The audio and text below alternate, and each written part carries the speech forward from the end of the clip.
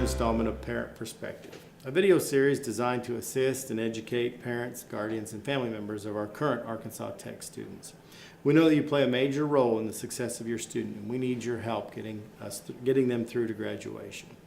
We hope that through these videos, we are able to provide you some valuable insight into the academic and social life of your college student. Today, our focus is on housing. Our students who currently live on campus are getting ready to have to sign up for housing for next year. So to help us through that process, we have invited Mr. LaCava, Bill, from the Assistant Dean for Residence Life Operations. Thank you for joining us today. Well, thank you for having me, Kevin. Good. Yeah, so we got our students here, and now it's the spring semester, but now the processes start for the next year, for their sophomore year and beyond. So when do our students who currently live on campus, when do they start to sign up for fall 2019 housing? Well, Kevin, the process has already begun. Students right now are able to go in and sign up for their current contract to go through it, to be able to go to the days that we're going to do different weeks for selecting the process on there. We're calling it Dibs Day. So they're able to call dibs on the room. So the first part will be able to call dibs on their same exact room that they have currently. If we didn't make too many changes for them and the rooms changed to be different qualifications. Example of this would be M Street. M Street is going to strictly freshmen to be our first year experience building and our LLC. So all current students that are in M Street are going to be displaced, so they can't select that first week. So they're going to be selecting on displaced residence week, which is second dibs is what we're calling it. So they're going to get second dibs to go able to select whatever rooms they want to on there. And then we go down to same building. If they want to stay in the same building but a different room, they'll go to that day on the third week, and then finally open up to the general, the rest of the students to see where they wanted. So if someone lives in Turner Hall and wants to get into University Commons or Vista Place, that's the time that we'll be able to select it. So our current students do, through the DIBS process or the sign-up process, they will be selecting their rooms before the incoming freshmen. Correct. They will have, everything should be done for them to select their room by the end of February. Freshmen won't be able to start till March, so there'll be at least a week or two gap just in case students somewhat miss it, that we'll be able to help them a little bit. But it's crucial for them to make sure that they get their selection process sometime in February. And I should stress, we'll open the doors up for same room, open those doors up, they'll be able to select it. After that one, we'll have everyone go into a process that doesn't already have the room and be able to select a different room. When their time slot hits, their time slot starts that hour, but it can end whenever the selection process is over in the end of February. So someone could have it on February 11th and not be able to select their room, or not choose to select their room till February 20th because they didn't have enough time or so, but they still have the process to be able to select a room. Okay. And this is all done through the students' housing portal, correct? Correct. The same portal that they use to sign up for housing when they're a freshman, the housing portal, which you could find it on our website at atu.edu/reslife. You'll be able to go right into the housing portal that way. So the students are familiar with that. That's how they signed up the first time. Not the One Tech portal, but the housing portal is where this process begins for them as well. And it is the 2019-20 academic year is what they'll be signing up for. What are some of the changes that will affect our students next year in regards to the residence hall offerings? So some of the changes that we're going to have is Kreitz Hall, Hughes Hall, and Tucker Hall will be offline for the next academic year. M Street will be first year experience and LLCs as well.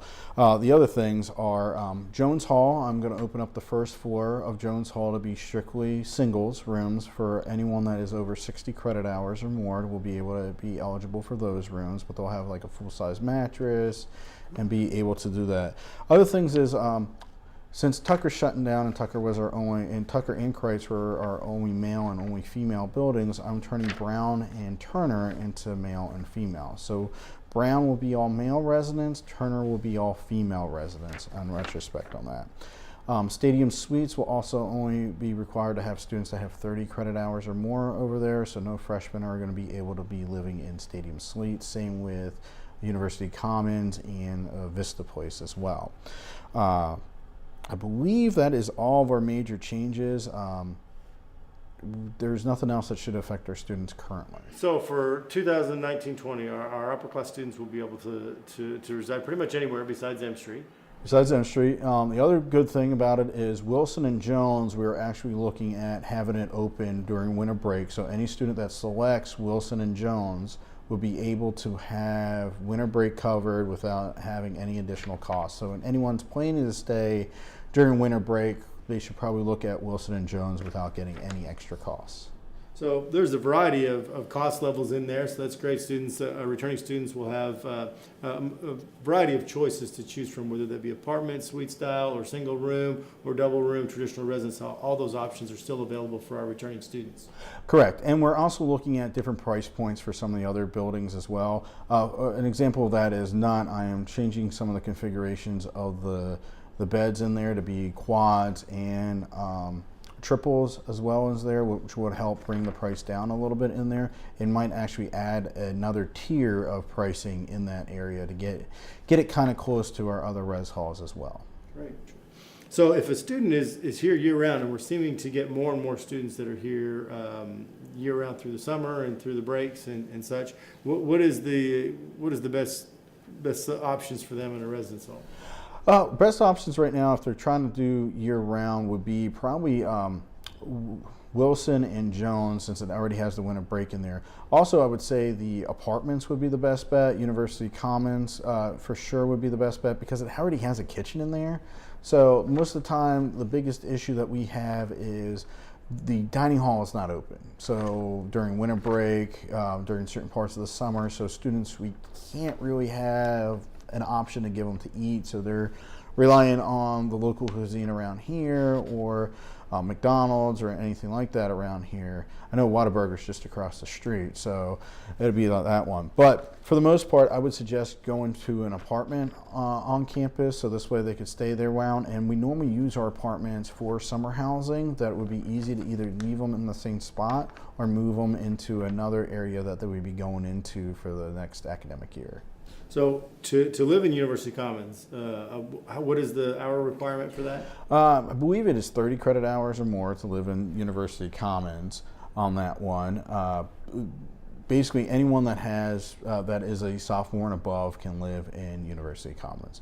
Hopefully they know how to cook, but it's not a requirement. It should be, but it's not a requirement. We don't have the fire alarms going off that often for them, but...